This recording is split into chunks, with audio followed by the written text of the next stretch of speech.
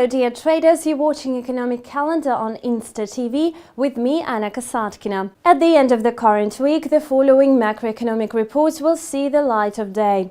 On Thursday, the US Labor Department will publish its data on initial jobless claims.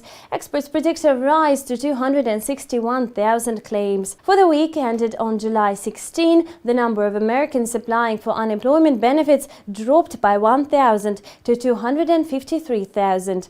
Analysts had expected an increase of 2,000 claims. The number of continuing claims declined to 2.124 million.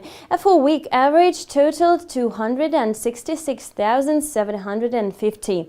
The average is considered a more precise indicator for tendencies in the labor market because it reduces volatility of weekly data. On Friday, the Bank of Japan will announce its interest rate decision for July.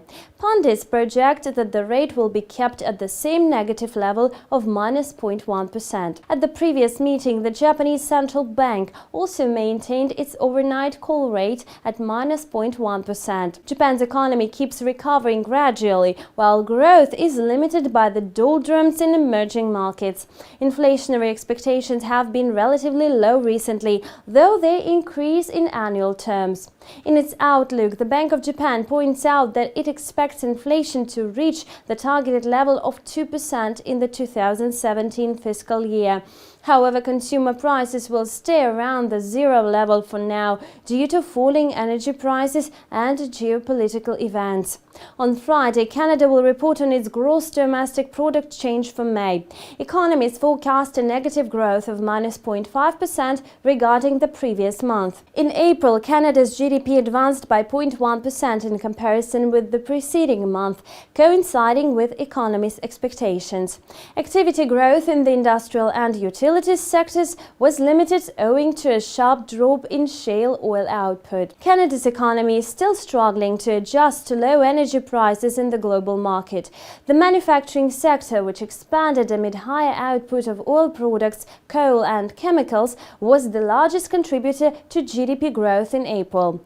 In addition to these events, the following statistics will be also released later in the week. On Thursday, Germany will unveil its unemployment report and preliminary inflation data. On Friday, Japan will disclose its statistics on household spending, inflation, unemployment, retail sales, and industrial production.